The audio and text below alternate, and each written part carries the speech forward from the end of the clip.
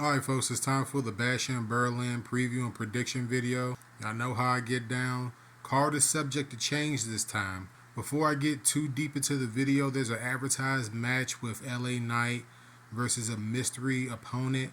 I think that guy could either be one of three people. It could be AJ Styles, it could be Logan Paul, or it could be John Cena. Yeah, I said John Cena. So like I said, card subject to change. We're going to get into the rest of this video. You got a tag team title match. You got Fyre and Dawn versus Belair and Cargill. I'm going to be real with y'all, man. Like, whew, this been boiling, bro. This been boiling. Do y'all know what I'm talking about? I think that there's going to be a turn sooner or later here, man. The spotlight is not too big for both of these women now. I ain't talking about Fyre and Dawn. I'm talking about Bianca Belair and Jade Cargill. I'm talking about them two. You talking about what you talking about, WC? What you talking about? I think that at some point down the line, either Jade is going to turn on Bianca or Bianca is going to turn on Jade. The seeds could be planted here in Berlin. You'd be like, WC, why would they do something like this? Buddy, like y'all have to understand, these two girls are way too much alike. And it's just one of these things where Fyre and Dawn can retain again. Like, I don't mind them as the tag team champions. They don't really bother me at all, especially Dawn. Like, I think that Dawn is the breakout star in that group, by the way, because she just has the appearance. Like, Fyre's got something, and she's starting to grow on me, but it's more so Dawn. Like, Dawn is more the star of the group. But I'm looking at this, and I'm saying, yo, Jade hasn't been around that long, and maybe if she's the one that turns on Bianca, that could reignite the fans' love for Bianca Belair. And I've always wanted to see Bianca Belair as a heel. This could be a chance for her to stab Jade in the back or just light the fire or the fumes for it. I think that Dawn and Fyre are going to retain. And I think that they're going to pull the trigger on maybe a turn for either Bianca Belair or Jade. I don't see how them winning the championships does anything good for anybody in here. Like, it kills Fyre and Dawn's momentum. They can't do that. And Bianca Belair don't need no more championships right now. It's just, maybe Jade does down the line, but they got to break these two up at some point. And I think that this might be the fuel for it right here.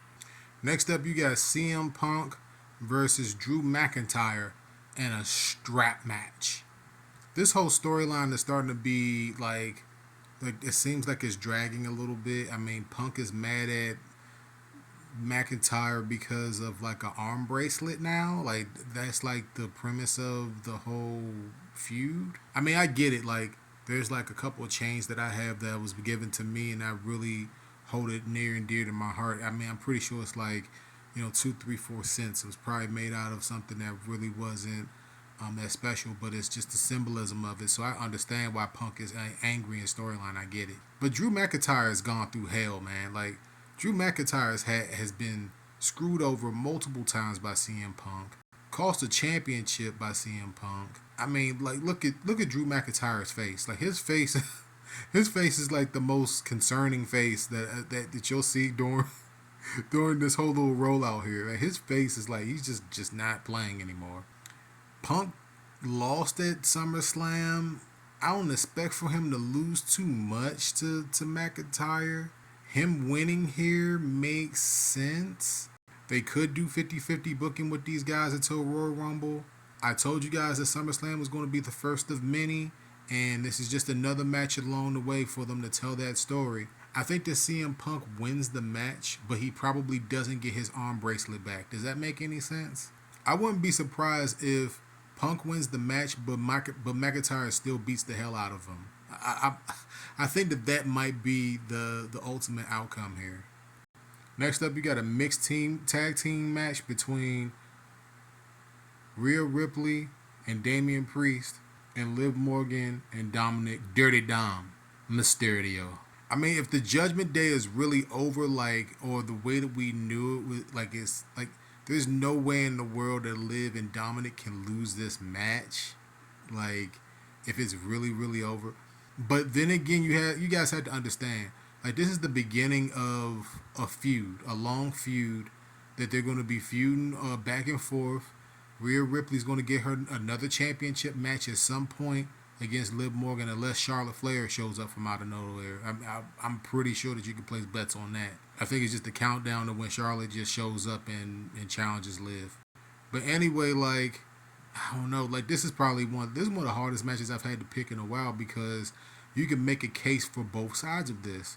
A lot of people don't see it like this, but Damian and Rhea are the heels in this situation. You guys, I don't know if people understand that or not. Like, of course, what Liv and Dom did was wrong, but like they're not necessarily the heels here. It's Rhea and Priest. Like, Rhea and Priest have been treating the Judgment Day like do, like do 2 times, do and do. And then Liv comes along, helps them win the championships, tag team champions, helps Dominik beat his father for the first time. Does that look like the face? Look at Dominik's face. Does that look like the face of somebody that's concerned?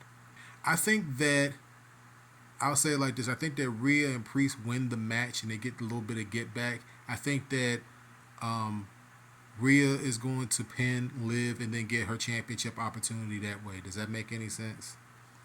Let me tell y'all something, man. I did a video. I'm going to link it down below. One of the worst build-ups or reasonings to give somebody a championship match of all time. Kevin Owens, Nick Aldis, and Cody Rhodes, that little segment that they ran on SmackDown a couple weeks ago. I have to go watch that. It was just so irresponsible. It didn't make any sense whatsoever. Then you have this match right here, which for all intents and purposes, Cody should win. Like, Kevin Owens being the champion at this point doesn't make any sense. There's not enough venom between these two for Kevin Owens to be the WWE champion, to be the one that dethrones Cody. It doesn't make any sense. Kevin Owens has a history of turning on people, but like, maybe Cody wins the match in a heel type of way, kind of making people question Cody Rhodes. They could do that here. I don't know. One thing's for sure, I think that Cody wins the match, but it might be a controversial finish to the point where it kind of pisses Kevin Owens off, and they might do this match again, maybe at Crown Jewel or something like that, or like, you can see this being the first of maybe a couple matches between these two. They've got to, make some time between Cody and Roman eventually happening at WrestleMania 41. Like, y'all have to understand that this is a match to get to that match. Did I spoil that for y'all? If I spoiled that for y'all and it happens, man, come back to this video a long time from now and just thumbs it up and say, this dude called it so many months ago that this was going to happen. I think Cody's going to win, but watch out for Kevin Owens. I think that Kevin Owens is going to play it straight, and then Cody's going to do some shit that just probably amplifies like a potential heel turn, man. Like, one of these guys could turn in this match, and money's on Kevin, but look at Cody, man. Like, just look at the build up towards this match. It's just not Cody like. You understand? You understand what I'm trying to say? And finally, the main event, the man, the myth, the legend, the Ring General, the longest reigning Intercontinental Champion at the recorder of this video of all time. The Ring General in his home country of Germany, defending against the Viper, Randy Orton, for the World Heavyweight Championship. I mean, who is hotter in professional wrestling than Gunther? They groomed the guy. They let the guy run with the IC title. He did a magnificent job. And now he's the world champion. He's the world champion, and he's a believable world champion, no doubt about it. But this is the Viper we talking about, y'all. We talk about one away from tying or passing Flair. I mean, we all know that this stuff is scripted, but at the same time, it's like, man, Randy looked like he could go another 5 years. I mean, he looks like he's in great shape. The problem is that this main event is built to put Gunther over as a dominant champion. Gunther made some promises to Randy Orton on Monday Night Raw, and I think that it's going to come true in his home country. I expect for him to get a standing ovation and everything. It's going to be like a scene from out of Rocky IV. I think that it's going to be that, where midway through the match, people are going to turn on Gunther. But Gunther's going to win this match. There's just no way in the world Randy can win this match at this point. There's too much momentum for Gunther in his home country. They're not going to do that. to Gunther. They built this around Gunther. This pay-per-view doesn't happen without Gunther being the world champion. Y'all understand that, right? So let me know what you guys think about Bash in Berlin, my preview and prediction. Make sure that you guys like, comment, share, and subscribe for more WWE content, man.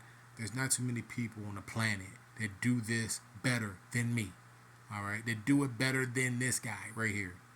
You know, I love you guys. If you disagree with any of my predictions, if there was like an extra match that was added on at the end, because I recorded this a little bit earlier before Monday Night Raw, let me know down in the comments if I missed the match. We're not talking about dark matches or pre-show matches. I ain't doing that. But I love you guys. Stay safe out there.